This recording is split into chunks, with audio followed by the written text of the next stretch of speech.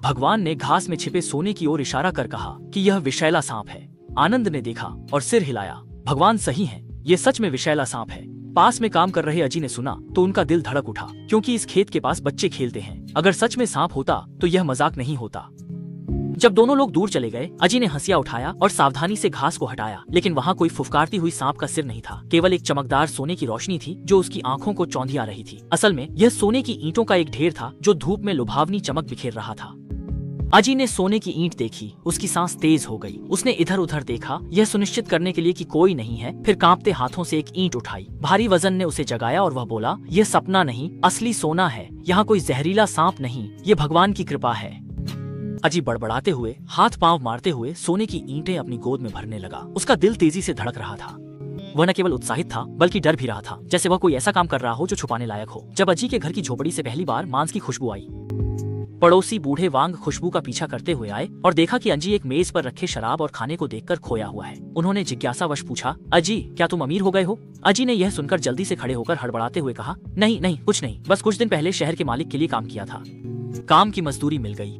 बूढ़े वांग ने संदेह से मेज पर रखी लाल मांस की प्लेट और अज्जी की चमकती आंखों को देखा, सिर हिलाया और चला गया। उस दिन से अजी बदल गया। उसने टपकती झोपड़ी गिरा दी और नीली टाइलों वाला बड़ा घर बना लिया। फिर रेशमी कपड़े खरीद लिए। दिन भर शहर में घूमते हुए बाजार में लोग रेशमी कपड़े पहने अजी को देखकर फुसफुसा रहे थे।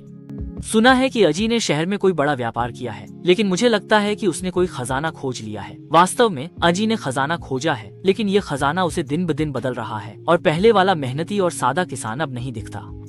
उसकी जगह एक अमीर व्यक्ति आ गया है जो दिन भर नशे में रहता है। अब वह खेत में काम नहीं करता, बल्कि सारा दिन शराब पीता है या जुआ खेलता है और शहर के बड़े लोगों की तरह एक समूह को साथ रखता है। इससे भी बुरा यह है कि शराब के नशे में वह अक्सर सड़क पर शरीफ घरों की महिलाओं के साथ बदतमीजी करता है। उस दिन अजी फिर से शराब खाने में पूरी तरह से नशे में धुत था। वह लड़खड़ाते हुए सड़क पर चल रहा था। उसके हाथ में पैसे की थैली झनझना रही थी। क्या देख रहे हो, मेरे पास पैसे की कोई कमी नहीं है। उसने सड़क के किनारे बैठे भिखारी की ओर थूक दिया और कुछ सिक्के फेंक दिए। तभी एक जोड़ी सिपाही ने उसका रास्ता रोक लिया। तुम ही हो ना अजी?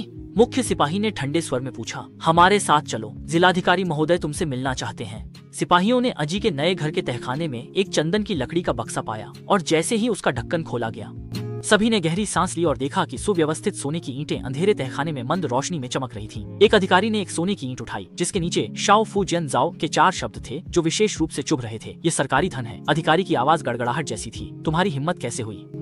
अजी की शराब तुरंत उतर गई। वह जमीन पर बैठ गया और असंबद्ध रूप से समझाने लगा, यह चोरी का नहीं है, ये मुझे मिला है। सच में यह मुझे खेत की मेड़ के पास मिला था। लेकिन कौन विश्वास करेगा कि एक किसान को सरकारी चांदी का पूरा बक्सा मिल सकता है। इसके बाद अजी को हथकड़ी पहनाकर जेल की ओर ले जाया गया। जिस दिन उसे जेल ले जाया जा रहा था, वह नंगे पैर तपती सड़क पर चल रहा था। बेड़ियों ने उसके टखनों को घिस दिया था, जिससे खून के धब्बे रह गए थे। सड़क के किनारे भीड़ में उसने अपने पुराने पड़ोसी बूढ़े वांग को देखा, जिसकी आंखों में दया थी। अजी अचानक पागलों की तरह हंसने लगा।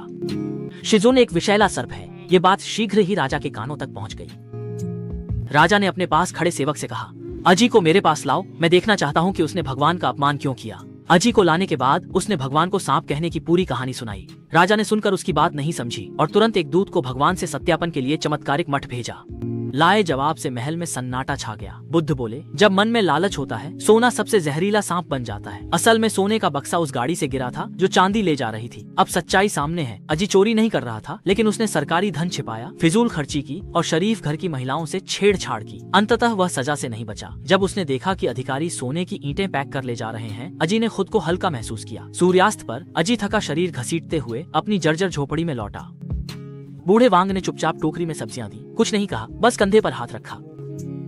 अजी चूल्हे से उठते धुएं को देखते हुए अचानक समझ गया कि असली गरीबी पैसे की कमी नहीं है, बल्कि यह अंदर की न खत्म होने वाली लालच है। असली समृद्धि भौतिक चीजों का ढेर नहीं, बल्कि मन की शांति और स्वतंत्रता है। इसके बाद गांव के लोग फिर से अजी को कुदाल लेकर खेत में जाते हुए देखने लगे। उसकी त्वचा फिर से धूप में काली पड़ गई थी।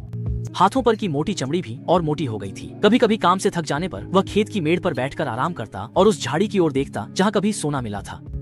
एक शाम एक बाहरी व्यक्ति खेत के पास से गुजरा। उसने अजी को देखा और पूछा, भाई सुना है यहाँ पहले किसी को सोना मिला था? अजी ने कमर सीधी की, पसीना पोंछा और हंसकर कहा, कहाँ का सोना, बस कुछ जहरीले सांप हैं जो काट सकते हैं। और यह कहानी वास्तव में इस कहानी संग्रह से उत्पन्न हुई है।